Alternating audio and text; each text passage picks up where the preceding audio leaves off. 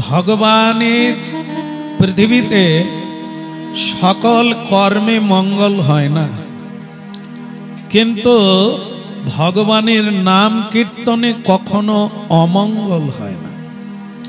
অমঙ্গল দূরীভূত হয়, সমস্যার সমাধান হয়, আর অবচেতন মন চেতনায় পূর্ণ হয়। সকল বাঞ্ছা পূর্ণকারী হলো এই হরিনাম। সুতরাং এই নাম হট্টের প্রসঙ্গ আপনারা শুনলেন।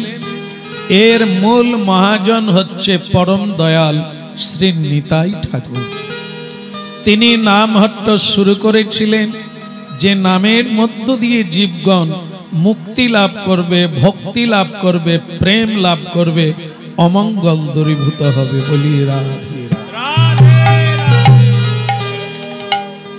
স্বয়ং মহাপ্রভু বলছেন, 10-5 মিলি নিজ দ্বারেতে বসিয়া কীর্তন করহ সবে হাতে তালি দিয়া।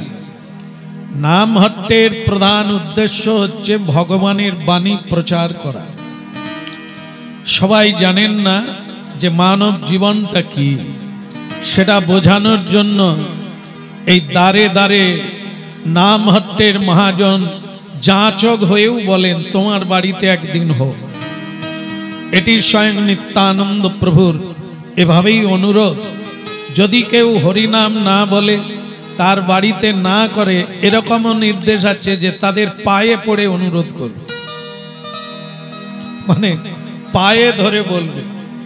এখন মানুষ জানেন তো বলছে না না এই এত খরচা টরচা পেরে উঠবো না। নাম হট্টকে নির্দেশ দেওয়া আছে খাওয়ার লাগবে না। এবার হবে তো? হাত তুলুন সবাই, সবার বাড়ি হোক, খাওয়ার লাগবে না। আর পয়সা তো লাগছেই না। বলে তাহলে ইলেকট্রিক পুড়বে, এই যে এত আলো জ্বলছে কি খরচা নেই? ঠিক আছে, লাগবে না। নাম হট্ট হারকিন নিয়ে যাবে, কিন্তু আপনার বাড়িতে হরিনাম হোক, এটা নিত্যানন্দের ইচ্ছা। হবে কি না? সবার বাড়ি হবে? যাক, আজ না হলেও একদিন না একদিন, এ জন্মে না হলেও অনুরোধ থাকলো, দরখাস্ত দেওয়া থাকলো, সরকারের খাতা যেদিন উল্টাবে সেদিন আমার নাম পাওয়া যাবে। যে কোনো বছর কোনো দিন একটা দরখাস্ত দেওয়া থাকলে তিরপল বা পলিথিন, কালো পেপার, যা আমরা ঘর বানিয়ে থাকি, সরকারের দরবারে একটা দরখাস্ত দিয়ে রাখতে হবে। এবছর না হলেও, তাই আমাদের আবেদন থাকলো সবার বাড়ি ভগবান আর শ্রী চৈতন্য মহাপ্রভু নিত্যানন্দ প্রভু যাক। তো সেটা আজ না হলেও একদিন না একদিন কারো বাড়িতে অবশ্য যাবে। এ হরিনামের মধ্য দিয়ে জীবের অভূতপূর্ব কল্যাণ হয়। তাই পৃথিবীর সৃষ্টির আগে থেকে হরিনাম আছে, আজও থাকবে। একদিন আমরা স্থানান্তরিত হয়ে যাব, কিন্তু হরিনাম থাকবে। তাই ভক্তমণ্ডলী মায়েরা, কিন্তু সমস্যা হলো এটাই যে তোমার হরিনাম ভালো লাগে। এক সংসারী মা বলছেন, একটি মহিলা স্ত্রী তার স্বামীকে বলছেন যে হরিনাম ভালো লাগে, মনের আনন্দ হয়, কিন্তু পেটে যদি খিদে থাকে হরিনামে আনন্দ হবে? বলো রাধে রাধে। ঠিক। তাহলে একজনের স্ত্রী স্বামীকে বলছে যে তোমার এই হরিনাম কীর্তন কিছুক্ষণ ভালো লাগে, মনে আনন্দ হয়, এটা ঠিক আছে, কিন্তু খিদে লাগলে খাবে কি? তার জন্য কর্ম করতে হবে, তার জন্য উপায় করতে হবে। তুমি যদি এরকম হরিনাম কীর্তন করো, তাহলে এই সংসার কি করে চলবে? আমরা খাবো কি? এই কথাটা হচ্ছে শ্রীমদ্ ভাগবত থেকে। শ্রীমদ্ ভাগবতের কথা নামহট্টে হয়ে থাকে, আর এটাই জীবনের সার, একে বাদ দিয়ে কোনো পথ পাওয়া যাবে না। তো সুতরাং ভাগবতের কথা শুনবেন আর জীবনে অনুভব করবেন। শ্রীমদ্ ভাগবতে একজনের স্ত্রী তার স্বামীকে বলছে, স্বামীর নাম আপনারা জানেন, তার নাম হচ্ছে সুদামা, ব্রাহ্মণ সুদামা। তাকে তার স্ত্রী বলছে, হরিনাম কীর্তন করলে ভালো লাগে, এটা ঠিক আছে, মনের আনন্দ হয়, কিন্তু সেটা কতক্ষণ? যদি খিদে লাগে তখন কি করে হরিনাম?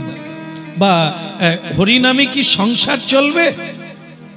এখানে যারা হরিনাম করে জিজ্ঞাসা করে, অবন্তী নগরে, উজ্জয়িনীতে হরিনাম অনেকেই করে, কিন্তু তোমার মতো এরকম পাগল হয়ে হরিনাম করা আমি বোধহয় আর কাউকে দেখি না। সংসারের কথা চিন্তা নাই, পেটের কথা চিন্তা নাই, সব সময় চিন্তামণি কৃষ্ণের চিন্তা করলে তাহলে সংসারটা কি করে চলে? সুদামা বলছে, তুমি আজ কোথাও গিয়েছিলে নাকি? বলে হ্যাঁ। কোথায় গিয়েছিলে? বলে আমি জল আনতে গিয়েছিলাম যমুনায়। ও, তা কারোর সঙ্গে দেখা হয়েছে? অনেক মেয়েদের সঙ্গে দেখা হয়েছে। বলে গোলমালটা তো ওইখানেই হয়েছে। মেয়েরা তোমায় কি বলেছে? বলেছে তোমার ছেঁড়া কাপড় এরকম স্বামী রাখার চাইতে কি বলেন বদলে নেও ভালো। আরে যে স্বামী তোমাকে একটা ভালো শাড়ি দিতে পারে না, তুমি সেই সংসার করছো কি করে? আমরা তো অনেকদিন আগে ছেড়েই চলে যেতাম। তা আমার মনটা খুব খারাপ লাগলো, সত্যি তাই। তুমি তো একটু হরিনাম করো, আমার আপত্তি নেই, ভালো জিনিস, কিন্তু তুমি তা বলে সংসারে কর্ম করবে না। দেখো ব্রাহ্মণী, এই জন্য আমাদের শাস্ত্রে বলেছে সঙ্গ করা খুব জরুরি, কিন্তু অসৎ সঙ্গ না, সৎসঙ্গ করতে হবে, তবে তোমার মস্তিষ্ক ঠিক জায়গায় থাকবে। তুমি কি জানো ব্রাহ্মণী, যে কেউ যদি খাটে খাটে খাটে মানে পরিশ্রম করে, সে কি খেতে পায়? হাত তোলো। কেউ জোর দিয়ে বলবে যে খাটলেই খেতে পায়? পায়? আপনার বুঝে বলুন। আপনারা তো পরিশ্রম করেন, সকলে পরিশ্রম করলেই কি খেতে পাবে? এরকম অনেক সংসার আছে পরিশ্রম করেও খেতে পায় না। ঝগড়া, রান্না হয়ে গেছে কিন্তু ঝগড়া করে স্বামী স্ত্রী দুটো ঘরে শুয়ে পড়েছে, রান্না ভাত মাঝখানে আছে, খেতে পেল কেন? রান্না তো হয়ে গেল। যেমন দেখে, এক বাড়িতে ঝগড়া হয়েছে, স্বামী স্ত্রী দুজনে, একবারে সকালবেলা, মানে আপনাদের এখানে হয় না ঝগড়া টগড়া? হয় না? ভালো ভালো জায়গা, ঝগড়া না হয় ভালো। বলো রাধে রাধে। না না, অল্প একটু আধটু হয়, সেসব ধরার মতো। স্বামী স্ত্রীতে ভীষণ ঝগড়া হয়েছে, জানেন তো? ঝগড়া হয়ে এক কথা বলবে না কেউ কারোর সঙ্গে ঠিক করে, সেই সময় একজন বাবাজি তার বাড়িতে এসে, আরে সাধু তো আর জানে না যে এর বাড়িতে এখনই কুরুক্ষেত্র হয়েছিল, সে তো জানে না। সে দুই হাত, আরে বাড়িতে কে আছো মা, একটু মালিককে ডেকে দাও, ও যারা গেটে আছেন একটু মালিককে ডেকে দাও। তো সে মালিক কি আসবে? সে গিন্নিমা এসেই বলছে, আপনার আক্কেলটা কি? সকাল থেকে ঝগড়া চলছে, রান্না বান্না সব বন্ধ, আর আপনি এসেছেন হরিবল, কি চাই এখানে? বলে মা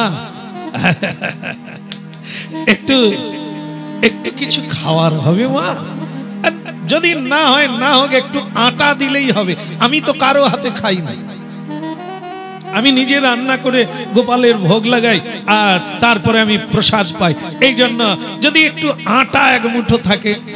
এমনিতে সকাল থেকে ঝগড়া, আবার আটা। শুনেন, আটা নাই, আপনি অন্য বাড়ি গিয়ে দেখেন, বাবাজিরা তো জানেন, তারা এসব জানে, এ কি হয়েছে সংসারে সবই জানে, এরপরেও কি হবে তারা জলের মতো জানে। এই জন্য বলছে মা, মেয়েদের একটা জিনিস জানতে হবে, কোনোদিন নাই বলতে নেই। কি বলতে হয়? চাল নাই তবু বাড়ন্ত, তা যাই হোক, নাই বলতে নেই। মা আটা নাই, বললাম না না আটা নাই। বলে মা বলতে নাই, হাঁড়িটা গিয়ে দেখো, আটার হাঁড়িটা গিয়ে একটু দেখো।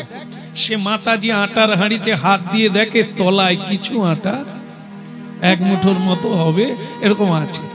বলে শুনুন, আটা বেশি নাই, মোটে এক মুঠো পড়ে আছে। বলে লোক তো একটা, কই বাত নেই, ওইটা নিয়ে কলা পাতায় ঝেড়ে দে, এই কলা পাতা কেটে এনেছি, তুই ঝেড়ে দে। স্বামী স্ত্রী ঝগড়া, খাওয়া দাওয়া নাই, রান্নাও বন্ধ। বাবাজি এইখানেই আটা বানাবে। কলা পাতায় আটা ঢেলে দিল।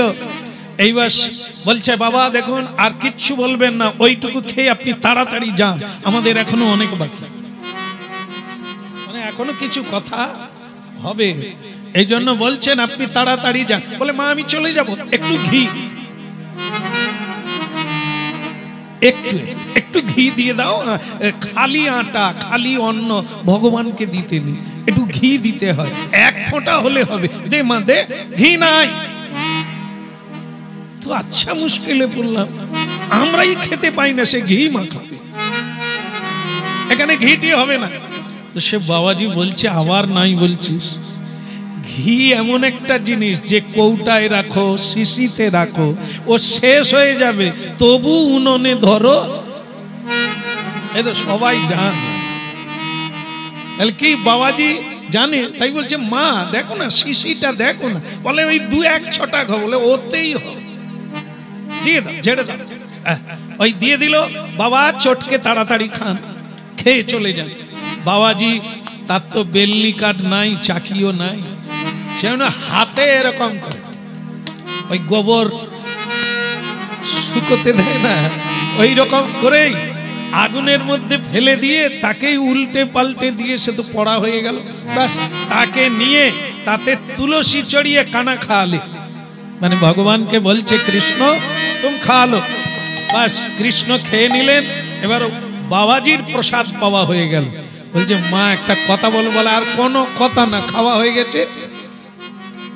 বলে মা খেয়ে রাস্তায় হাঁটতে নাই, একটু শোব, একটু শোব। বলে তাহলে কি আপনি কি লোকের বিছানা? না না, ও আমার গুরুদেবের নিষেধ আছে, কারো বিছানায় আমি শোব না। আর তোদের কিচ্ছু লাগবে না, শুধু একটু অনুমতি নিচ্ছি, আমার যে ছেঁড়া ওড়নাটা আছে এটাই আমি পেতে এইখানেই পড়ে যাব। সে মাতাজি দেখলে তো নড়ার লোক নয়, খেলো আবার এইখানেই শুয়ে। তারপরে ঘন্টা 3 ঘুমিয়ে নিয়ে বলে মা দারুণ, ভগবান তোদের মঙ্গল করুক, আমি আসি। খাওয়া দারুণ হয়েছে। যার বাড়িতে খেলো তাদের অবস্থা কি?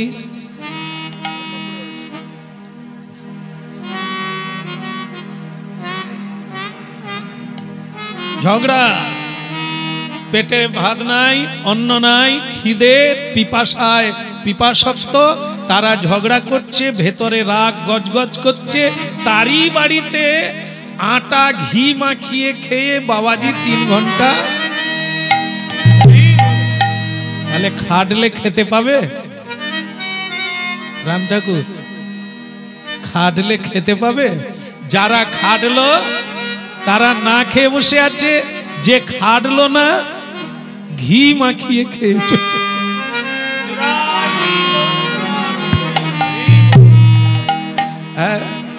এই জন্য সুদামা বলছে এ তো ভগবানের কৃপা, ভগবান না যার সহায় হবে চাষ করেও খেতে পাবেন না। যদি राम जी को कृपा नहीं तो तेरा कुछ नहीं होगा, खाना पीना नहीं मिलेगा। देखें, আমি কীর্তন গাইতে গিয়েছি এক ধনীর বাড়িতে। তো তারা আমাকে বললেন এই যে আমরা আপনাকে নিয়ে এসেছি, আমরা কিন্তু কেউ মালিক নয়, মালিক আলাদা লোক আছেন, উনি 3 তলায় শুয়ে আছেন।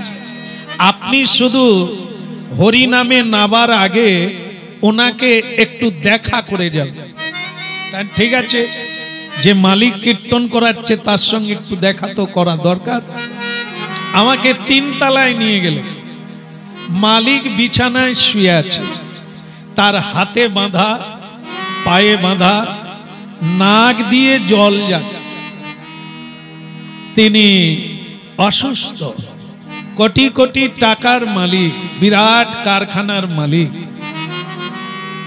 আমি যাওয়া মাত্র তিনি কাঁদছেন আর অস্পষ্টতে বলছেন, এরা আমার হাতটা খুলল না, আজ আমি কতদিন খাই, শুধু জল খাচ্ছি।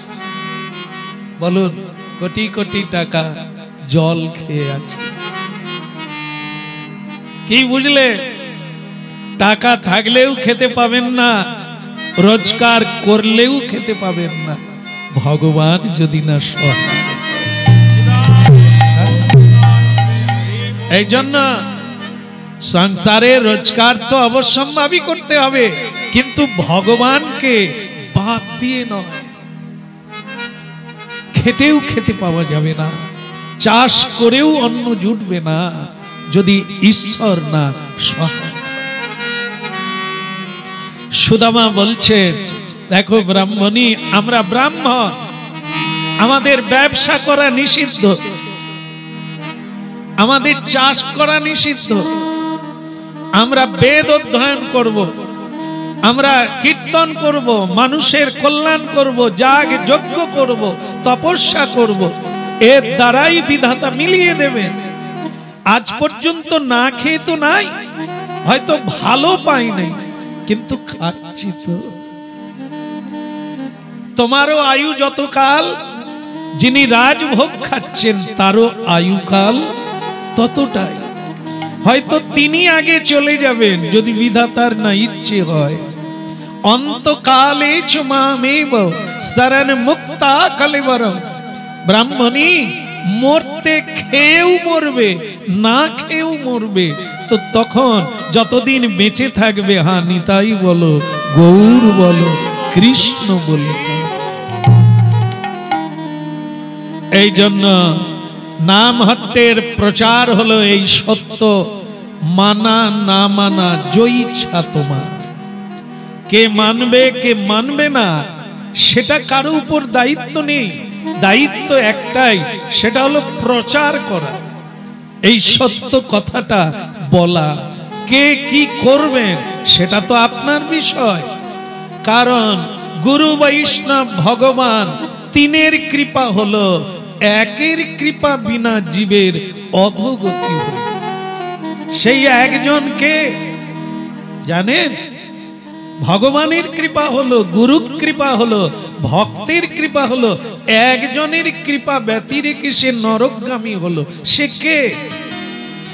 সে হচ্ছে আমরা নিজেরা।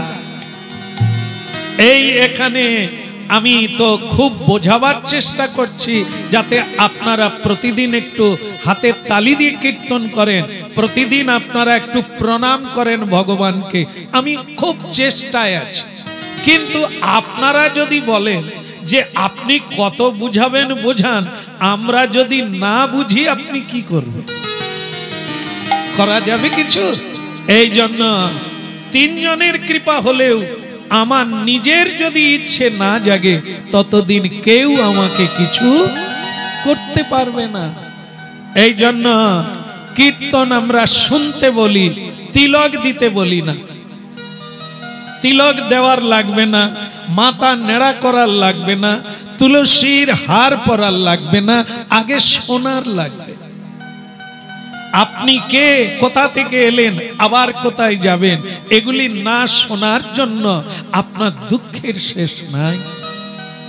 এই জন্য মহাপ্রভু কৃপা করে কলিকালে হরিনাম এনেছেন, যে হরি নামের দ্বারা ধীরে ধীরে আপনি স্নিগ্ধ হবেন, পবিত্র হবেন, নির্মল হবেন। চেত দর্পণ মার্জনং ভব মহা দাবাগ্নি নির্বাপন। ধীরে ধীরে করে আপনি নির্মল হয়ে যাবেন, আর সেই নির্মল হৃদয়ে চিত্তে আপনি শ্রী ভগবত দর্শন করবেন আর পরমানন্দিত হবেন। তাহলে বোঝাতে পারলাম হরিনাম ছাড়া গতি নাই তা তুমিও আমার সঙ্গে গাও।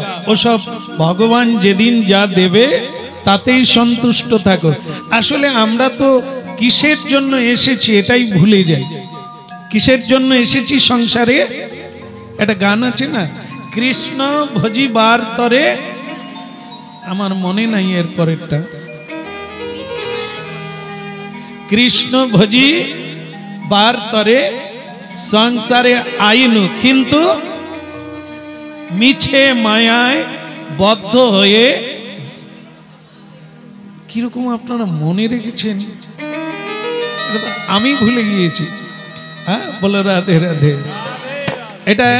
এটা শুধু মনে রাখলে হবে না, এটাকে জীবনে পালন করতে হবে। সবার আগে ভগবান, তারপরে সবকিছু। ছেলেও হোক, মেয়েও হোক, সংসারও হোক, সবকিছু থাকবে, কিন্তু মুখ্য উদ্দেশ্য হবে আমার কৃষ্ণ ভজন করা। যে কোনো মানুষ চাষবাস, ব্যবসা বাণিজ্য যে যা করছেন সবই আরো বাড়িয়ে দেন, কিন্তু কৃষ্ণ ভজন করতে হবে। এটি হচ্ছে মূল তত্ত্ব। কৃষ্ণ ভজিবার তরে সংসারে আইনু। কিন্তু দেখা গেল, বলুন তো কি, এখন পর্যন্ত সব কিছু হয়ে গেছে, শুধু ওইটাই আর হবে।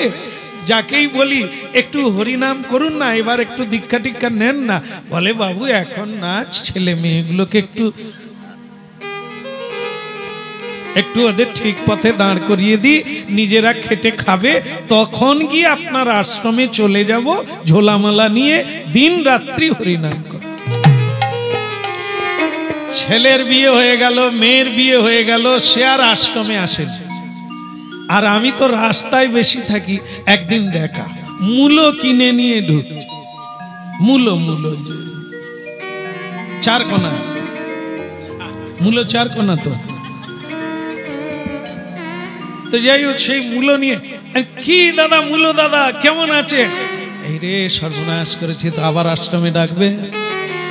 আমি বললাম, আরে মূলো দাদা শোনো শোনো শোনো, কি ব্যাপার? আর তুমি যে আমাকে বললে তোমার ছেলে মেয়ের বিয়ে, তাদের তো বিয়ে হয়ে গেছে। হয়ে গেছে, বাচ্চা কাচ্চা একটা না হলে যাই কি? তো হয়ে গেলে যাব। তা বাচ্চা কাচ্চাও হয়ে গেল, আমি আবার 2 বছর পরে দেখা হলো। বললাম দাদা এইবার চলো। বলে সত্যি কথা বলতে কি, বাচ্চা খুব ছোট, সে আবার আমাকে ছাড়া থাকে,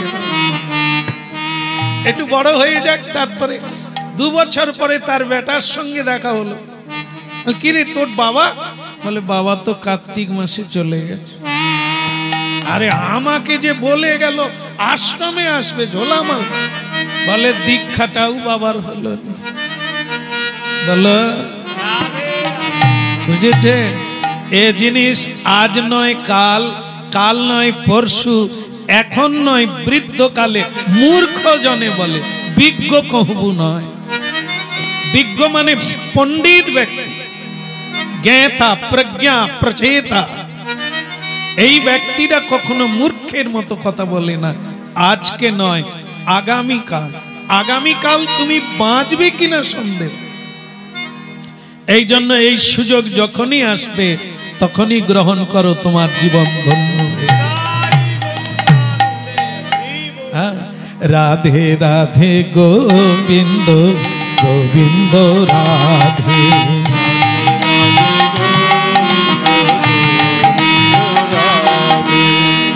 সুদামা তার স্ত্রীকে বলছে, একটু হাতে তালি দাও দেখি। ও আর জল আনতে যেতে হবে না, অসৎসঙ্গ করবে, মনটা ঘুরে যাবে। এসো।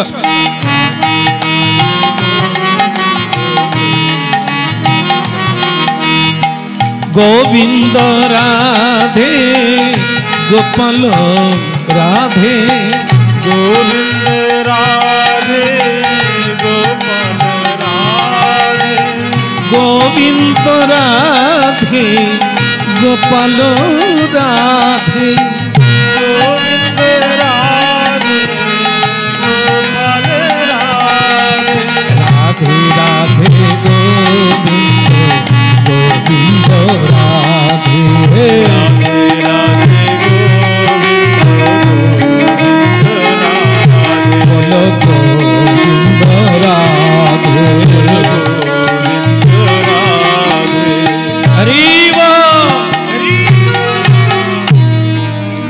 সুদামা হরিনাম কীর্তন করলো, স্ত্রীও হরিনাম গাইল, কিন্তু স্ত্রী জাতি খুব চতুর হয়। এখানকার মায়েরাও নিশ্চয় খুব চতুর, কেননা সংসার সুখের হয় পুরুষের গুণে। আগে ভুল, আপনারাই ঠিক বলছেন, সংসার সুখের হয় রমণীর গুণে, তাই না? পুরুষের গুণে নয়। ভাগ্যিস রমণীরা ছিল, এই জন্য কত সংসার ভেঙে গেল,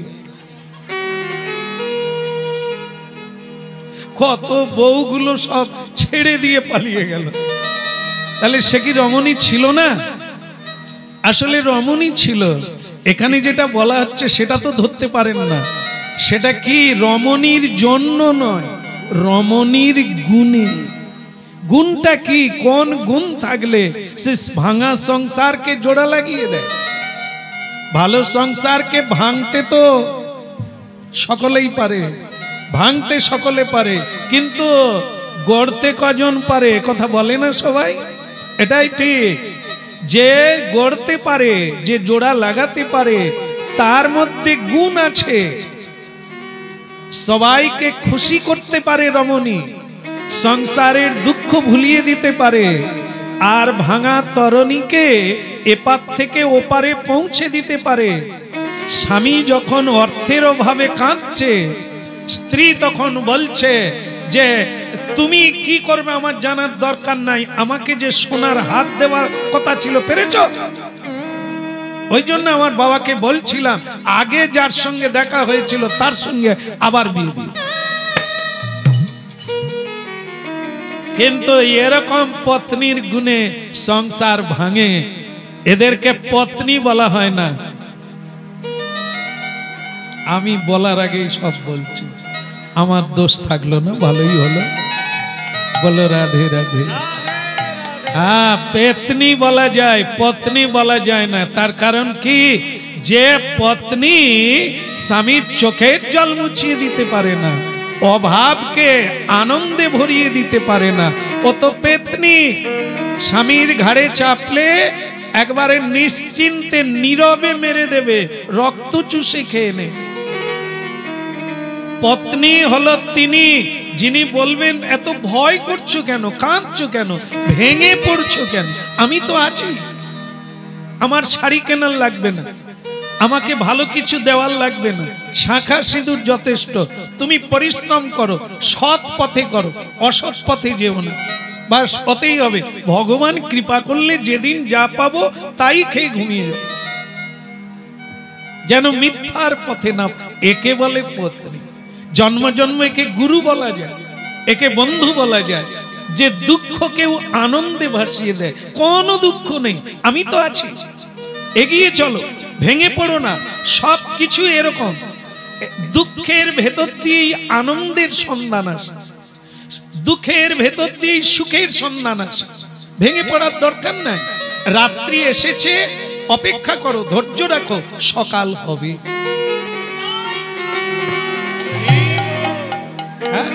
মানতে পারলে ভালো, জীবন তত্তর করে চলবে। যদি না মানতে পারো, গদি মানে টাকা গদি হয়ে থাকলেও তুমি সুখ আর শান্তি প্রাপ্ত হবে না। এর নাম হচ্ছে গুণ।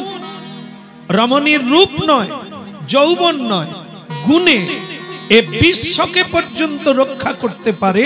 সেটা হলো যে কেউ, পুরুষ রমণী সব গুণে, রূপে নয়, যৌবনে নয়, রূপের দ্বারাই, এই গুণের দ্বারাই পৃথিবীকে রক্ষা করা যায়।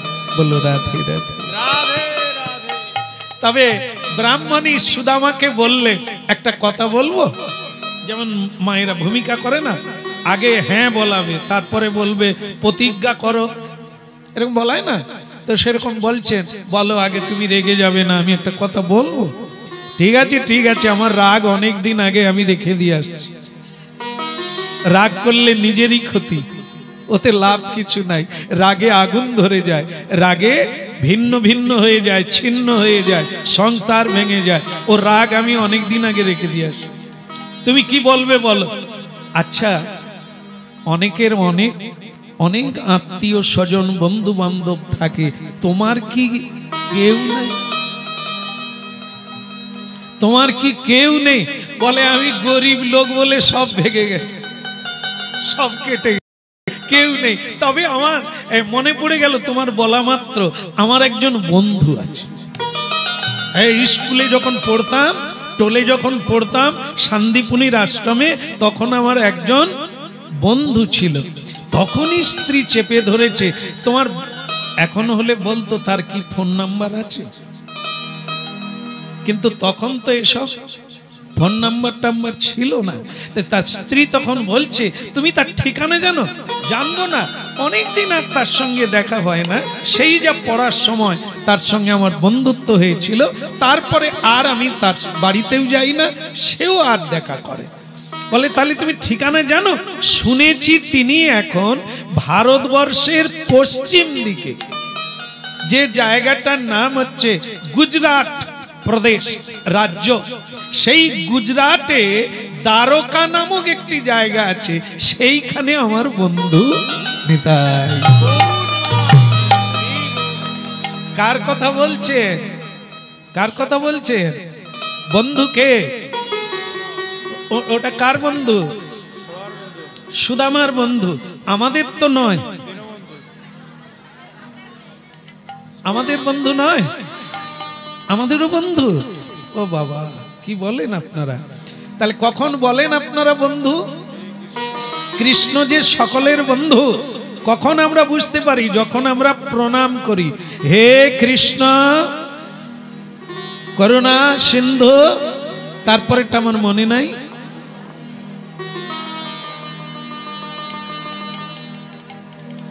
এইবার নিতাই গৌর হরি বল বলেন, নিতাই। তাহলে কার বন্ধু? দীন, যার কেউ নাই তার ভগবান আছে। যতক্ষণ আপনার কেউ থাকবে ততদিন আপনি কৃষ্ণকে বন্ধু রূপে ডাকেন না, ডাকবেনও না। কি দরকার আমার? তো এই তো লাল জামা গায়ে, টাকায়ও লাল, এনার সঙ্গে শুধু গায়ে হাত বুলিয়ে টিকে থাকলে আমার কোনো বন্ধুর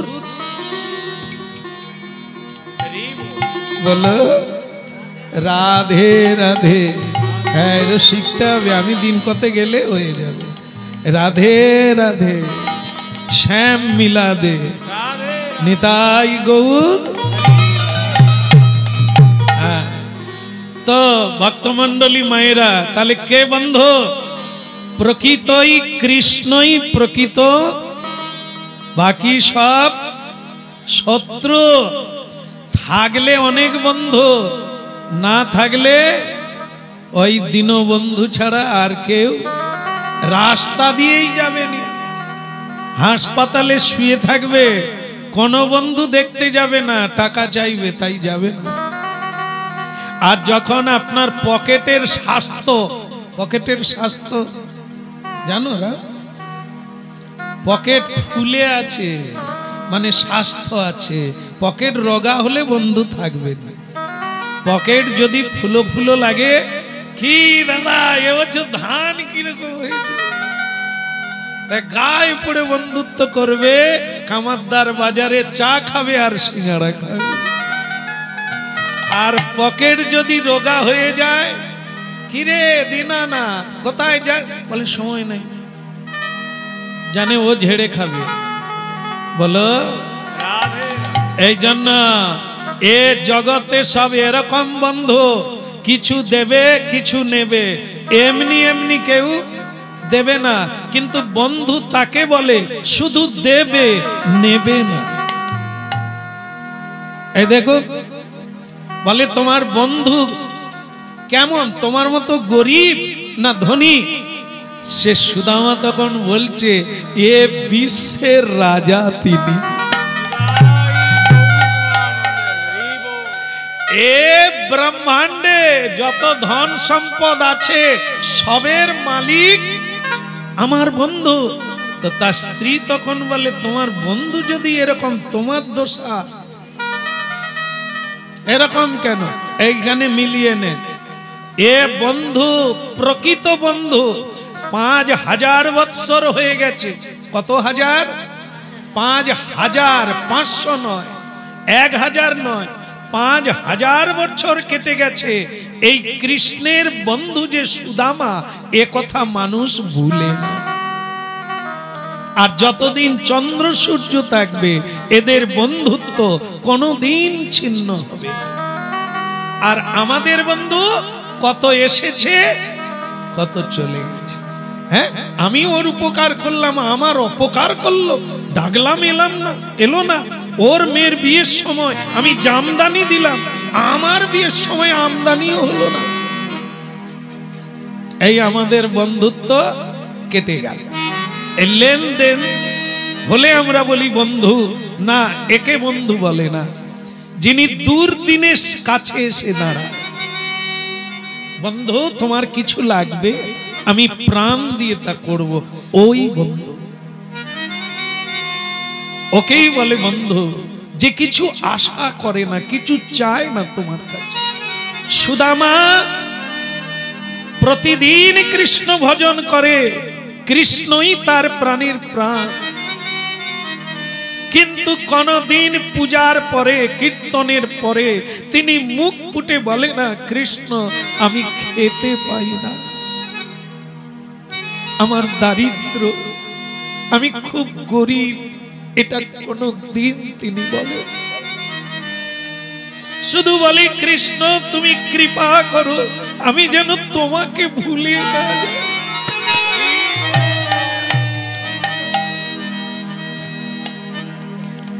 न धनंग न जनंग न कविता सुंदरी जगदीश बाकामयी।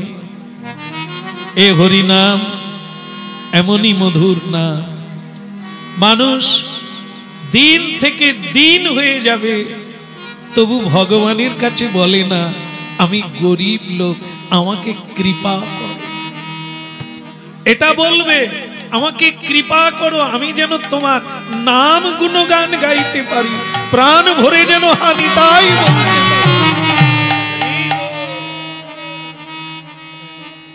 এই কৃষ্ণ কথার মর্মার্থ শুনছেন আপনারা। ভগবানের কাছে কোনোদিন বলে না, তার স্ত্রী বলছে তা তোমার বন্ধুকে তো বললেই তোমার দারিদ্র দূর হয়ে যায়। বললেন দেখো তুমি আমার পত্নী, তোমাকে সত্যটা বলা উচিত, তুমি এ কথা দ্বিতীয়বার আর বলো না। তাকে একটা জীবনে নিমন্ত্রণ করে খাওয়াতে পারলাম না, তার হাতে আমি কি, তুমি জানো এই গোপালকে দিয়েছে, এই যে আমার ঘরে গোপাল কাঠ দিয়ে তৈরি। সুদামার বাড়িতে যে গোপালের পুজো করে সেটা কাঠ দিয়ে তৈরি, কাঠের গোপাল। কে দিয়েছে জানো? ও কৃষ্ণ দিয়েছে। কৃষ্ণ ওই ও হাতের কাজ ভালো জানে, খুব নকশা বানাতে পারে, তাই ও নিজের হাতে গোপাল মূর্তি তৈরি করে আমাকে উপহার দিল। বলে বন্ধু তোমাকে তো আমি কিছু কোনোদিন দিই না, সুদামা আমি তোমাকে, তুমি যা ভালোবাসো আমি সেটাই তোমাকে উপহার দিই। এটা কৃষ্ণ গোপাল মূর্তি, ওটা কৃষ্ণ দিয়েছে। আমি তাকে কি দেব করে বললাম আগামীকাল আমি তোমাকে একটা উপহার দেব। সুদামাও কাজ জানতেন, কিসের না কুশ, এই যে পরেন না শ্রাদ্ধের সময়, হ্যাঁ পিণ্ডদানের সময় কুশ পরেন না, এই কুশ দিয়ে নানা অলংকার বানানো যায়। ও যারা কারিগর, যারা শিল্পী, যারা আর্টস, এরা পারে, আমরা পারি না। তা সেই কুশ দিয়ে একটা এই কানের তাবিজ বানালে, হ্যাঁ ভারী চমৎকার নকশা দিয়ে তৈরি, সেইটা বানিয়ে ভগবান কৃষ্ণকে উপহার দিয়েছিলেন সুদামা। জানো জীবনে আমি আর কিচ্ছু দিতে পারি না, শুধু ওই একটা কুশ দিয়ে তৈরি করা ও গহনা ওকে দিয়েছিলাম, ও সেটা হাত থেকে আজও খোলেনি। ও বলেছিল তোকে মনে রাখবো, আমি এটা হাতে পরে থাকবো। আর আমি বলেছিলাম আমি যতদিন বাঁচবো তোমাকে ভুলবো না, তোমার গোপাল বিগ্রহ তৈরি করা সেটা আমার প্রাণের প্রাণ হয়ে বল রাধে রাধে। এই জন্য তোমরা মেয়েরা এটা ভালো বুঝো না, এটা বোঝার চেষ্টা করো, ধৈর্য রাখো।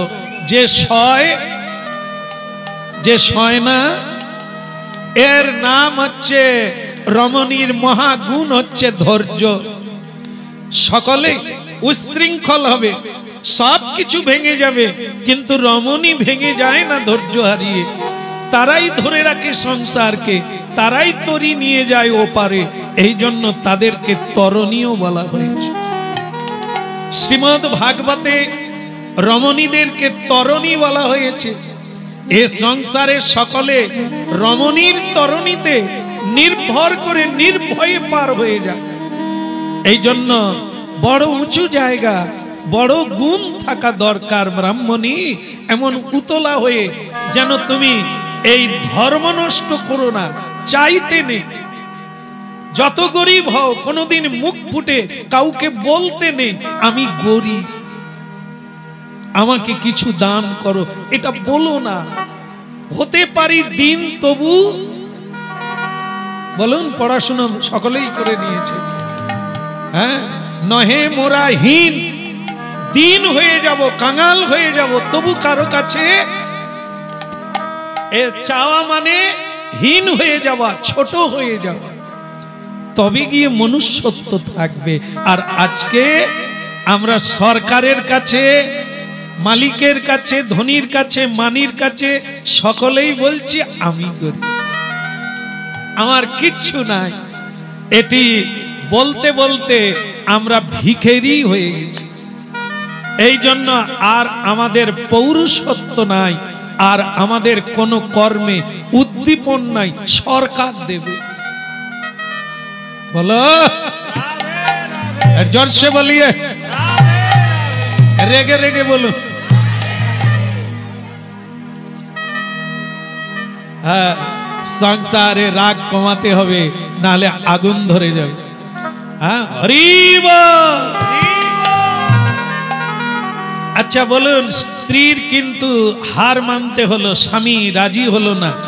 স্ত্রী বলেছিল বন্ধুর কাছে চাইলেই হয়ে যাবে, স্বামী বুঝিয়ে দিল এটা কখনো করো না। যে কোনো রমণী যদি এটা মেনে চলে, আস্তে আস্তে আস্তে, এই তো হয়ে গেল, বলো রাধে রাধে, এই তো শেষ হয়ে গেল, আরেকটু আছে, বন্ধ করে দেবো। আমাকে বলে দিয়েছিলেন, বলে খুব ঠান্ডার দিন, কাজবাজ আছে, হ্যাঁ, আগামীকাল আবার চাষবাস আছে, তাই আপনি আধ ঘন্টাটা করে ছেড়ে দেবেন। আধ ঘন্টা হয়নি? ঠান্ডা লাগছে না তো?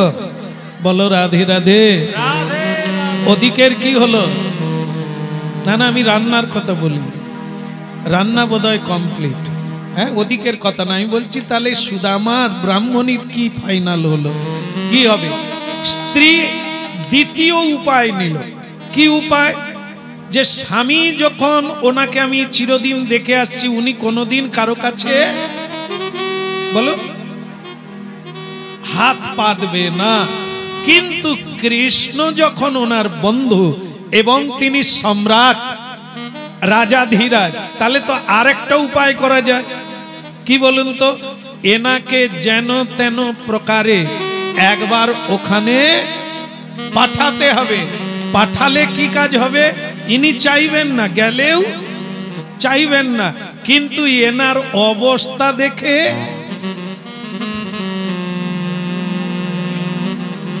অবস্থা দেখে, এক নাপিত ছিল, জানেন তো? নাপিত তো জানেন না বোধহয়, যারা কাপড় টাপড় সেলাই করে, তারা নয়, মানে এমনি এমনি কেটে নেয় নাকি? বললে কাটে। তা যাই হোক, এক রাজবাড়িতে নাপিত, সে শুধু রাজার নাপিত, সে আর কারো চুল কাটেও না আর হাতও দেয় না। তো রাজা তার মায়না দিয়েছে বেশ কড়া করে, যা তুই আমাকে ফিনিশিং করে দিস, সুন্দর করে দিস, তা তোকে আমি মায়না দিচ্ছি, যা। তো মায়না নেয়, কিন্তু রাজা খালি লক্ষ্য করে যে চুল কাটতে এলেই তার ময়লা জামা কোথাও ফুটে গেছে, ফেটে গেছে, রাজা চুল কাটা রে তোর ওই সাবান কিনিস নি নাকি, সার্ফ টার্ফ তোর বাড়ি, হার কথা পাবো বাবু গরিব, তুই গরিব, এক খাজাঞ্চি এর মায়না বাড়ি দেন তো, এর মায়না আরো বাড়ি দেন। মায়না আবার বেড়ে গেল।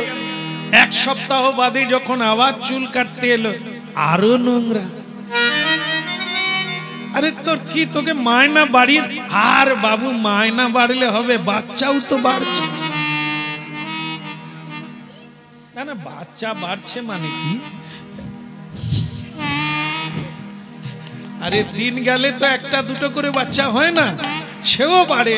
তাছাড়াও বাচ্চা বড় হলে খরচা বাড়ে না, উল্টো দিকে নেন কেন? বলো রাধে রাধে রাধে রাধে। তা আমি আর কি করে কি করে, রাজা বলে এই যা মায়না আছে ডবল করে দাও তো। তার মায়না ডবল হয়ে গেল। এখন সে একদিন চিন্তা করতে করতে যাচ্ছে ফাঁকা জায়গা দিয়ে, জঙ্গলের ভেতর দিয়ে। রাজা তো জামা কাপড় দেখে ভালোই ব্যবস্থা করছে, মায়না বেড়েই যাচ্ছে। তবে ভগবান ইচ্ছাই এই জামাগুলো টিকিয়ে রাখলে আরো বাড়ে। যেতে যেতে কে যেন বলছে, নাপিত, কে? আমি কুবের, তোকে 7 ঘোড়া মোহর দেব, তুই নিবি? 7 ঘোড়া মোহর নিবি? সে বলে 7 ঘোড়া, হ্যাঁ কোথায় আছে? তাহলে ওই ছাবড়া গাছের গোড়ায়, কাউকে দেওয়ার লোক পাই না, তুই গরিব মানুষ, ছেঁড়া জামা কাপড় পরিস, তা তুই 7 ঘোড়া মোহর নিবি? বলে যদি দেন দয়া করে, তাহলে তো গরিবই ঘুচে যায়, আর খুর কাছি চালাবো না। সে ছাপড়া গাছের গোড়া খুলে দেখে 7 ঘোড়া মোহর। তবে দুঃখের বিষয়, 6টা ঘোড়া ভরা, একটা ঘোড়া হাফ। তাহলে কত হলো? 7 না 5.5?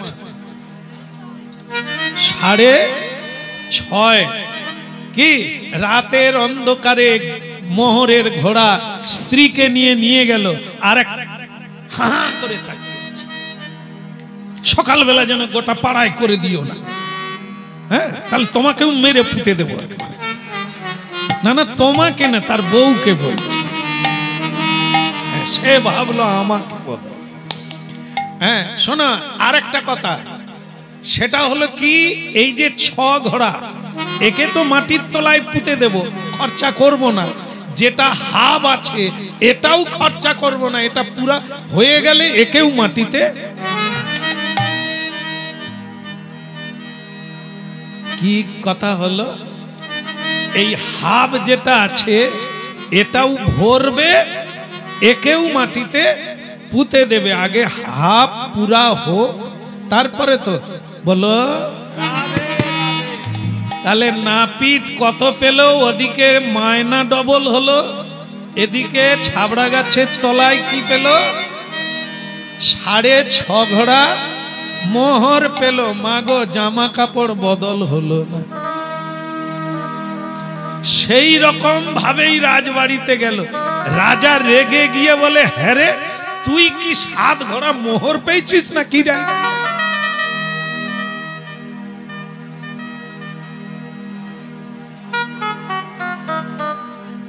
নাপিত বলে, রাজা জানলো কি করে? বলে, মহারাজ 7 ঘোড়া মোহর যদি কেউ পায় তার কি হয়? বলে, তার কোনোদিন ময়লা যাবে না, সে খেতেও পাবেনি। বলে, মহারাজ আপনি কি পেয়েছিলেন? বলে, না, ও সংসারী জীবের 99 টান, বুঝেন? 99 টান মানে 99 হয়ে গেছে, আর 1 টাকা বাকি। লঙ্কা দিয়ে খেয়ে শুয়ে পড়ো, কোনো সবজি কেনা হবে না। তাহলে কি হবে? 99 পুরা হয়ে যাবে, আর নাপিত কি করলো, অর্ধেক হয়ে আছে, পুরা করতে গেলে সাবানও কেনা যাবে না, ভালো খাওয়াও যাবে না, কি এই রকম ভাবে চললে তবে 7 ঘোড়া পুরা হয়ে যাবে। এই জন্য তার ময়লা জামা কাপড়, খাওয়া দাওয়া নাই। রাজা বলে তুই নিশ্চয়ই 7 ঘোড়া মোহর পেয়েছিস। সে বলে মহারাজ আমি সত্যি সত্যি পেয়েছি। বলে ওই জন্য তুই জামা কাপড় ময়লা পরে আসিস, তুই নিশ্চয়ই এই 7 ঘোড়া মানে হাফ পেয়েছিস, 6.5 ঘোড়া। আগে পারিস তো কালকেই বউকে নিয়ে রাতের বেলা সেই গাছের গোড়ায় পুঁতে দিয়া, তবে যদি খেতে পাবি, তবে এ 99 ফের সংসারী জীব খাবেও না, পড়বেও না, আনন্দও করবে না, শুধু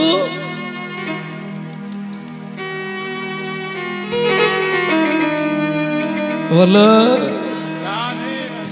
তাহলে কি রাজা ব্যবস্থা করলো ময়লা জামা কাপড় পরে আছে বলে। কৃষ্ণ রাজা তার স্ত্রী ভাবলো, সুদামা স্ত্রী, স্বামীকে যদি একবার রাজার কাছে পাঠিয়ে দিই, ছেঁড়া জামা কাপড় দেখলে মনে হবে না যে তার বন্ধু গরিব হয়ে গেছে? তখন তো এমনিতেই দেবে, চাওয়ার কোনো দরকার নাই। রাধে রাধে, হরি बोल, बोलो राधा रानी की, भगवान श्री कृष्ण की निताई गौर। ভক্তগণ এতক্ষণে রাজি হলেন, তুমি যেটা বলছো ভালো লাগছে, একবার অন্তত গোবিন্দকে দর্শন করে আসি। হ্যাঁ ভালো হলো, আমি যাব। কিন্তু ভক্তমণ্ডলী মায়েরা, কোথাও গেলে কি খালি হাতে যেতে আছে?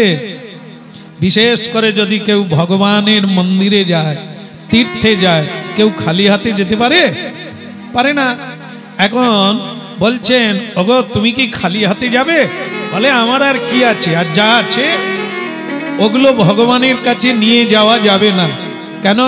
তিনি রাজা আর আমি কে? আমি দিন দরিদ্র, তো আমার কি আছে? বলে আমাদের বাড়িতে চিপিটক। চিপিটক মানে কি রাম? চিপিটক মানে জানেন কেউ? হ্যাঁ ঠিক আছে, ঠিক আছে, তুমি ঠিক বলছো বাবা। এ বলছে চিড়া, চিড়া, চিড়ে, চিড়ে, একে শাস্ত্রীয় ভাষায় বলা হয় চিপিটক। কেমন? চিপিটক। তো সেই চিড়াতে ওই নাড়ু বানালে কি করা যায়? চিড়ার নাড়ু, তাতে একটু কেরোসিন, বলো রাধে রাধে, ওতে গুড় মাখিয়ে লাড্ডু তৈরি হয়ে গেল।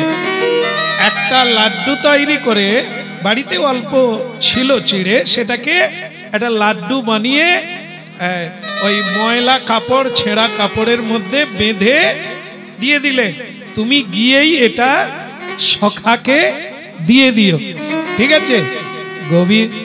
সুদামা দেখলো এই খাবার কোনোদিন রাজা লোক খায়? ছোটবেলায় খায় না, ক্ষীর মাখন খেয়েছে কৃষ্ণ, এখন তিনি রাজা ধীরাজ, তো সুতরাং এই খাবার কোনোদিন চাকর বাকরেও, তবে দিচ্ছে নিয়ে যাই, অবস্থায় ব্যবস্থা করব, না হলে এই জায়গাতেই থেকে যাবে, আর বের আবার ঘরে এনে ওকেই দিয়ে দেব। রাধে রাধে। যাক, শেষ হতে গেল, একেবারে শেষের মাথায় আপনারা এইটুকু বুঝে নেবেন, মনে রাখবেন, সেটা হচ্ছে শ্রীকৃষ্ণকে, শ্রীকৃষ্ণের ভক্তকে অবস্থায় ব্যবস্থা করবে, যতটুকু পারে দেওয়ার চেষ্টা করবে। এ ব্রহ্মাণ্ডে যা আমরা পেয়েছি সব তার দান, দেহটা পর্যন্ত তার দান। আমরা জীবনে অনেক খেলাম, অনেককে খাওয়ালাম, কিন্তু যার দয়ায় বেঁচে আছি তাকে বেশিরভাগ বাড়িতে ভোগ লাগানোই হয় না। চিড়ে, বাতাসা, তারপরে ছোট ছোট কি পাওয়া যায়, কি দানা, হ্যাঁ, এক এক বাড়িতে ব্যবস্থা রেখেছে। এটা একটা ভালো, যে কোম্পানি বের করছে নকুল দানা, আমি তাকে বারবার ধন্যবাদ। এইটা হয়ে গিয়ে না অনেক বাড়িতে তবু ঠাকুর সেবা চলছে। 200 গ্রাম নকুল দানা কিনে একটা জারের মধ্যে রেখে দিয়েছে, প্রতিদিন 4টা করে দেয়। তা আবার কি, সে মন্দিরে কে নাই, এইসব ঠাকুর মন্দিরে দেখবেন কে নাই, জগন্নাথ, বলরাম, সুভদ্রা, গরুর, লক্ষ্মী, সরস্বতী, মা মনসা, কালী, কে নাই মন্দিরে, কিন্তু নকুলদানা কটা দিল। আর কি মানে কি বলবো, ওই যে নকুলদানা দেয় তার আবার থালা কত বড় জানেন তো, ঠাকুরের থালা।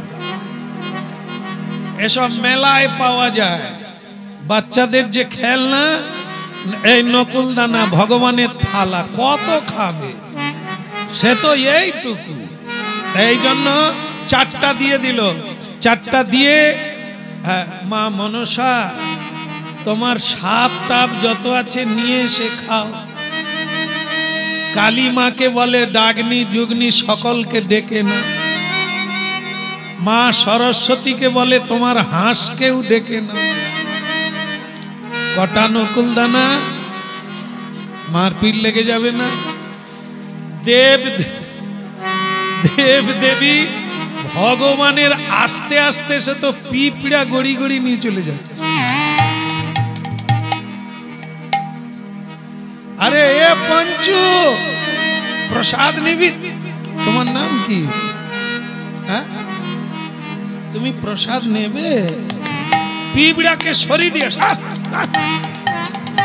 পিঁপড়া ছাড়িয়ে পাড়ার বাচ্চাদের দিয়ে দিল। নিতাই গৌরকে আর ডাকা হয়। এই জন্য 5টা ব্যঞ্জন দিয়ে আমরা পেট ভরে খাই, ভগবানের পেট ছোট।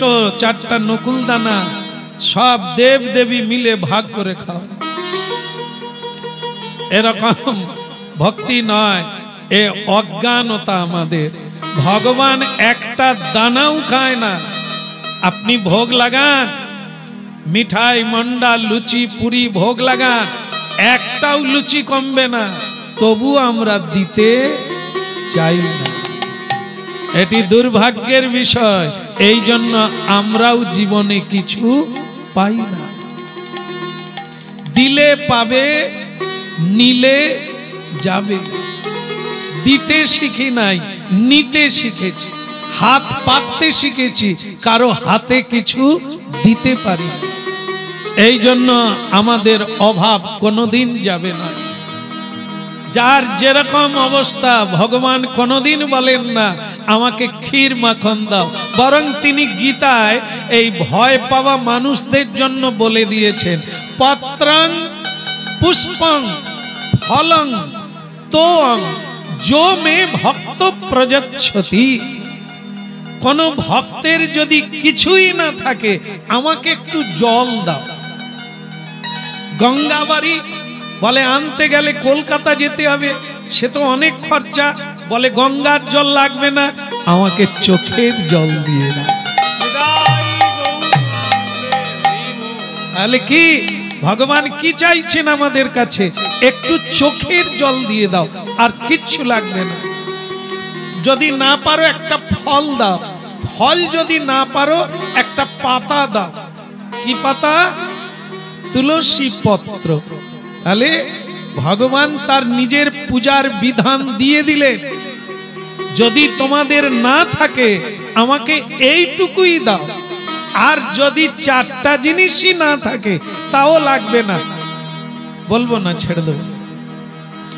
সেই জিনিসটা কিন্তু সংসারে কাজে লাগে না। কি বলুন তো দেখি, কে বলতে পারে? রাম ঠাকুর, কোন জিনিসটা কাজে লাগে না?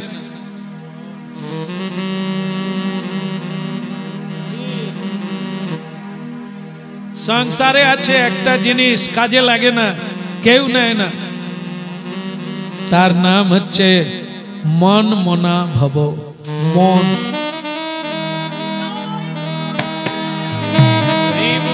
আপনাদের মিলিয়ে দিয়ে আপনাদের বুঝতে সুবিধা হবে। স্বামী বলো, স্ত্রী বলো, পুত্র বলো, কন্যা বলো, আত্মীয় বলো, সব কিছু নেবে, তোমার মনের খবর। মন নিয়ে কি ধুয়ে খাবো?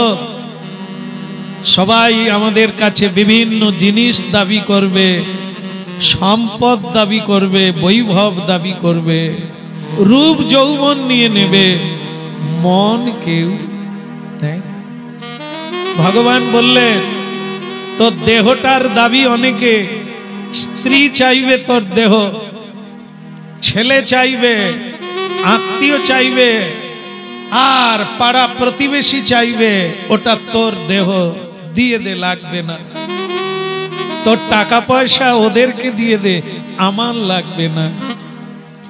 শুধু যদি পারিস, আমি জীবনের শেষ দিন পর্যন্ত অপেক্ষা করব, যদি পারিস আমাকে মনটা দিয়ে।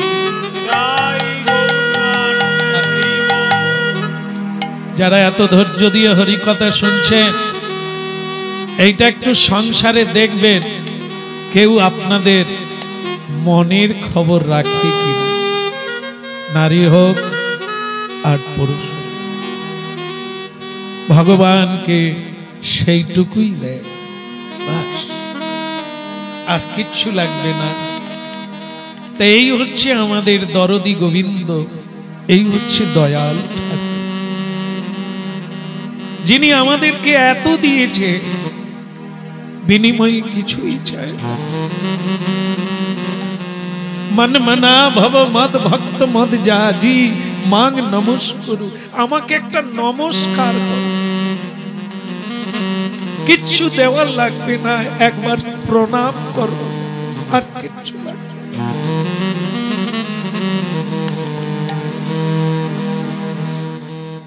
এই জন্য এ সংসারে কেউ আপনাকে ছাড়বে না। মন নিয়ে কি করব? খাটতে পারো না, রোজগার করতে পারো না, ভালো খেতে দিতে পারো না, ভালো বাড়ি বাড়াতে পারো না, গাড়ি চড়াতে পারো না, তোমাকে কেউ ছাড়বে না। কিন্তু গোবিন্দ তোমার কাছে কিছুই চায় না। সে বলি শুধু আমাকে তোমার মনটা দাও, হা নিতাই বলো, হা গৌর বলো, একবার প্রণাম করো, আর আমি কিচ্ছু চাই।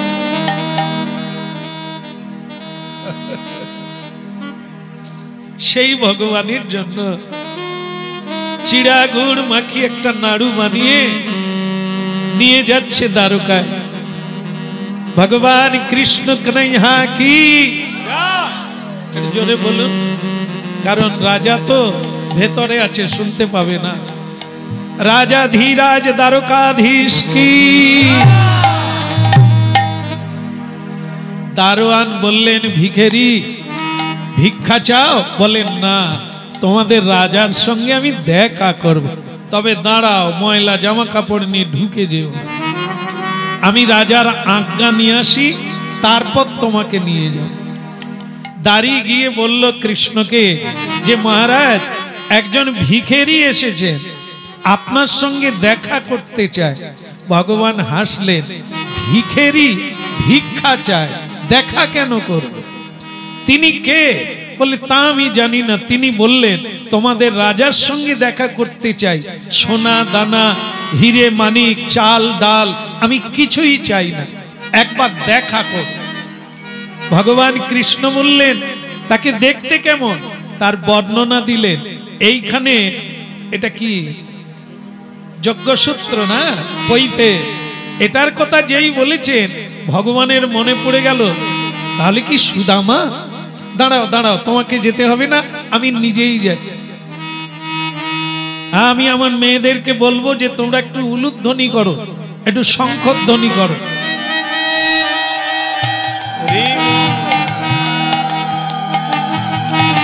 নিতাই গৌর হরিব। সবাই একটু হরিধ্বনি।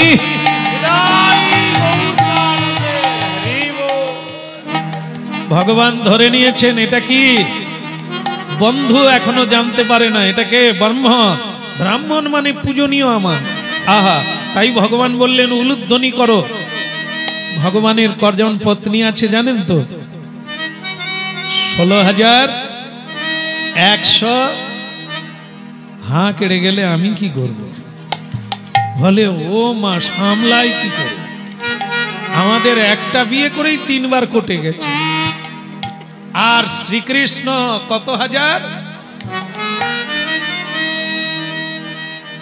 এই জন্য কথা শুনতে হবে। কৃষ্ণ কথা শুনুন। আপনারা একটা সংসার সামলাতে পারেন না, হাঁপিয়ে উঠেন, আর টাল সামলাতে পারেন না, ঝগড়া ঝাঁটি করে অশান্তিতে দিন কাটছে। কৃষ্ণ কথা শুনুন, বহুজনকে নিয়ে চলবে, কোনো সমস্যা হবে না, বরং আনন্দ হবে আর প্রেম হবে। বলো রাধে রাধে, বলো ভগবান কানাইয়া কি। না, ওদিকে যা হচ্ছে হোক। কৃষ্ণ কানাইয়া বললেন উলুধ্বনি করো। কেন? বাড়িতে ব্রাহ্মণ বৈষ্ণব সাধু সন্ত এলে উলুধ্বনি। আমাদের মেদিনীপুরে উলু একটু কম আছে না? উলু দেয় না সন্ধ্যা দেওয়ার সময়? না না, খুব লোক দেয় না। শাঁখ বাজাবে কিন্তু উলু দেবে না। বলো, আমাদের মেদিনীপুরে কীর্তন গাইতে গিয়ে এক এক জায়গায় উলু কি জিনিস, উলু বন আবার থাকে। এক শাশুড়ি জানেন তো, ওটা নদিয়াতে। বলো রাধে রাধে রাধে। বলি গল্পটা, বলি নাকি? শাশুড়ি মা নদিয়া জেলায় শাশুড়ি মা তার বৌমাকে বলছে, নূতন বউ এই বিয়ে করে এসেছে শ্বশুর বাড়ি। বৌমা বৌমা, দেখো ঠাকুর মশাই আসবে বৃহস্পতিবার, তা তুমি উলুটা দিয়ে দেবে, পুজো করে চলে যাবে, আমি একটা বিশেষ কাজে যাচ্ছি। ঠিক আছে? ঠাকুর মশাই বেশিক্ষণ থাকবে না। ঠাকুর মশাই এসে বলল, নূতন বউ বলে, হ্যাঁ ঠাকুর দাও, উলুটা দিয়ে দাও, আমি পুজোটা সেরে চলে যাই। কত বাড়ি যেতে হবে? হ্যাঁ, সে নূতন বৌমা, মেদিনীপুরের বউ মেয়ে, সে বলে, ঠাকুর মশাই আমার শাশুড়ি বাড়িতে নাই। শাশুড়ি বাড়িতে নাই তাতে কি? উলু দে, উলুটা দে। বলে আমার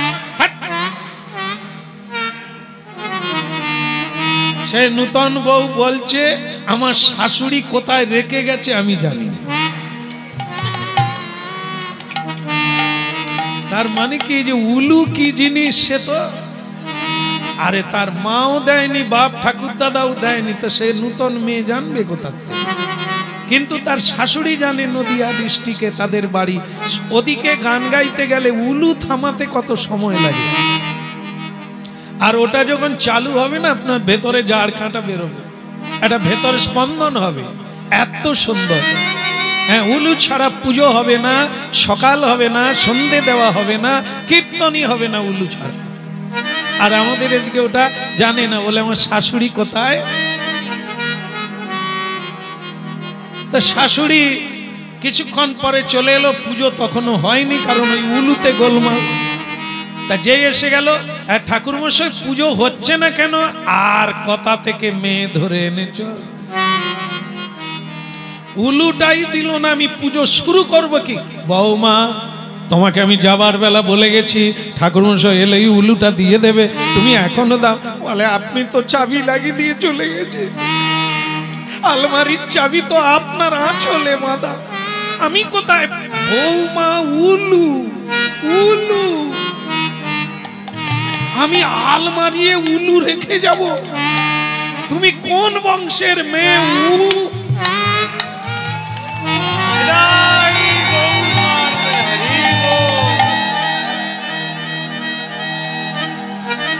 বলো রাধে রাধে রাধে। যাক, আমরা গিয়ে গিয়ে অনেক এখন উলু হচ্ছে, মানুষকে জানাবার চেষ্টা করি উলু দেবে, দেখবেন ভরে উঠবে, আনন্দে ভরে উঠবে আপনাদের মন। উলু দেন, সেটা অনেক সময় বিয়ে বাড়ি পিটাড়িতে একটু জোর করে দিয়ে আবার জল খেতে হয়, গলা শুকিয়ে যায়, অভ্যাস নাই তো।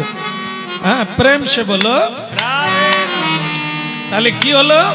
উলুধ্বনি শঙ্খ ধ্বনি করে নারীগণ, উলুধ্বনি শঙ্খ ধ্বনি আরে উলুধ্বনি শঙ্খ ধ্বনি করে নারীগণ, উলুধ্বনি শঙ্খ ধ্বনি করে নারীগণ। কেবল হরি হরি ধ্বনি করে যত ভক্তগণ, হরি হরি ধ্বনি করে যত ভক্তগণ। বলে হরি বল হরি বল, হরি বল হরি বল, হরি বল হরি বল।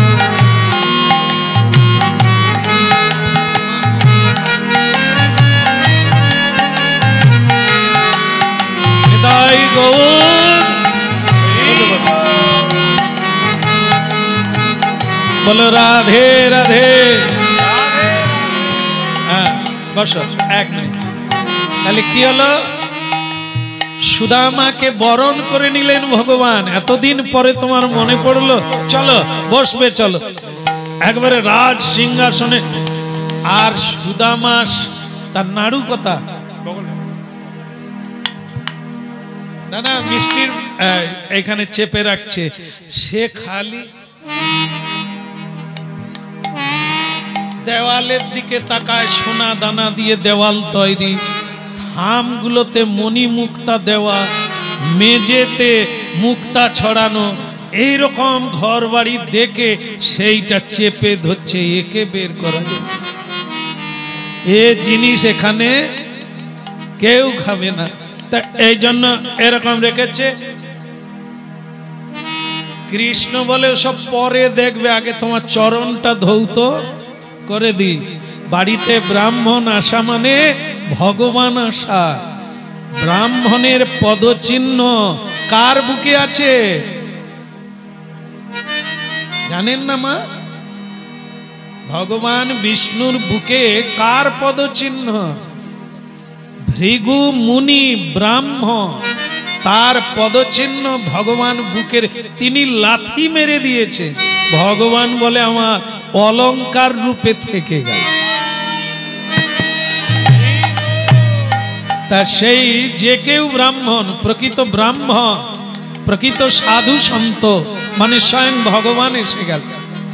ভগবান চরণ ধৌত করলেন নিজের হাতে, তার সব পরিশ্রম দূরীভূত হলো।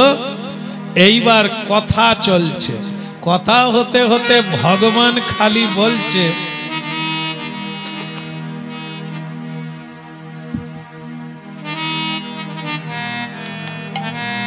পরে কি খালি সারা শরীরের দিকে তাকাচ্ছে।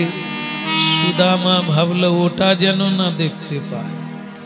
আর ভগবান টের পেয়েছে কি একটা চাপ ছিল।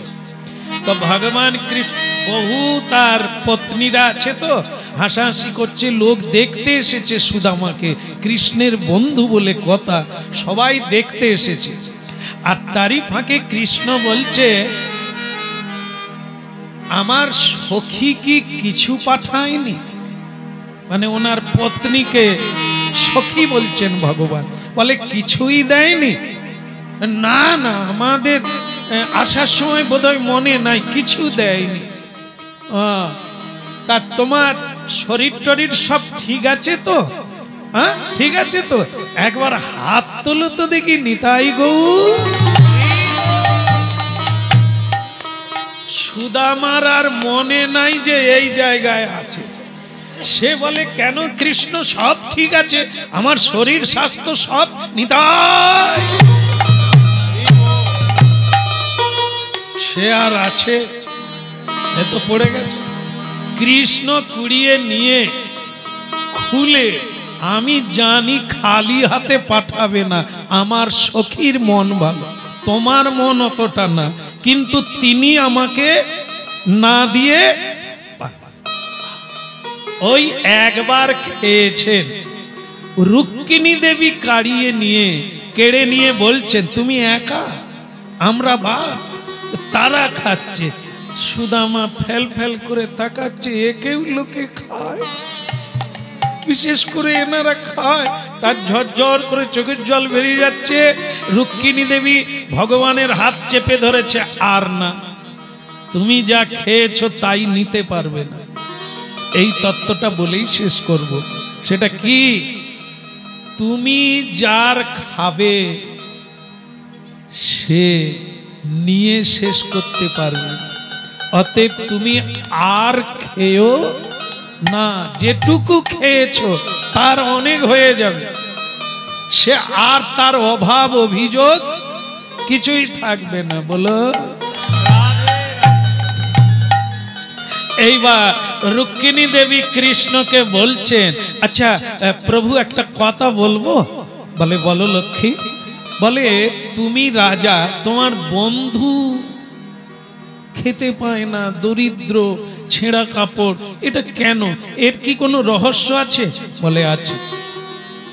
তোমাকেই আজকে বলি, তুমি শোনো। আমাকে দিলে তো তার অভাব থাকবে না, আমার জিনিস খেয়ে নিয়েছে, তার অভাব হবে না, সেদিন থেকে ও খেতে পায়। বলে কি রকম ব্যাপারটা? বলে গুরুমা ওকেও ছোলা দিয়েছে, ও খেয়ে নিয়েছে, আমারটা ওর হাতে দিয়েছে আমাকে দেওয়ার জন্য, ও রাস্তার মাঝখানে সেটাও খেয়ে নিয়েছে,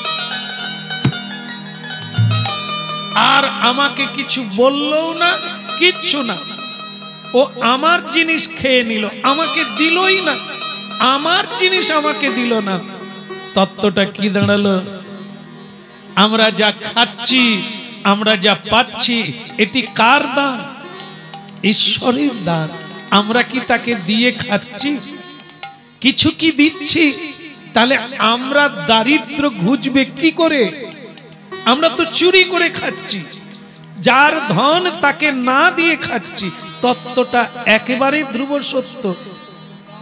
এই জন্য হরিনাম শুনতে হবে। কেন এত লোকের এত অর্থ, আমাদের কেন দরিদ্র ঘটে না? তার কারণ কি? ভগবানের ব্রহ্মস্য ধন আমরা চুরি করে খাচ্ছি। হ্যাঁ, এই জন্য ভগবানকে দিয়ে খেতে হবে। যজ্ঞা শিষ্ট শীন সন্ত মুচ্চন্তে সর্বক্লীব সহিত। ভগবানকে দেওয়ার নাম হচ্ছে যজ্ঞ। এই যেমন আজকে আমার ভক্তপ্রবরের গৃহে হরিনাম হচ্ছে, মহাপ্রসাদের ব্যবস্থা রয়েছে। তাহলে এটা কি? উনি দিচ্ছেন ভগবানের সেবা, ভগবানও পাচ্ছেন ভক্তের মধ্য দিয়ে। তাই ভগবান কি তাকে দেবেন না? অঢেল নিয়ে শেষ করা যাবে না, জন্ম জন্ম। ওখানে দিয়ে দিলেন, ভগবান তার নাড়ু খেলো, আর এখানে তার ভাঙা বাড়ির জায়গায় রাজপ্রাসাদ হয়ে গেল। সুদামা বাড়ি ফিরে এসে দেখে তার ভাঙা বাড়ি আর নাই। কি করে হলো? বলে তুমি তো বানালে। বলে না, আমি বানাই না, এই জন্য নাড়ু খেয়েছিল। নাড়ুর মধ্যে তোমার কামনা ছিল, তুমি নিশ্চয়ই চেয়েছিলে, ওই নাড়ুর মধ্যে সেই কামনা ছিল, ভগবান সেটা খেলো, আর আমার এখানে রাজপ্রাসাদ হয়ে গেল। তোমার ভালো লাগছে? কি ভালো লাগছে? হ্যাঁ, ভালো তো লাগবে, রানী হয়ে গেল। তবে আমি এ ঘরে থাকবো না। ভগবান কৃষ্ণ উপস্থিত হয়ে গেলেন। কেন থাকবে না? আমি তোমাকে ভুলে যাব রাজপ্রাসাদে থাকলে। আমি দরিদ্র ছিলাম, তোমাকে আমি ডাকতাম, কিন্তু এই প্রাসাদে থাকলে আমি ভুলে যাব। কৃষ্ণ বললেন, আমার আশীর্বাদে তুমি কোনোদিন ভুলবে না, জন্ম জন্মান্তর স্মরণে।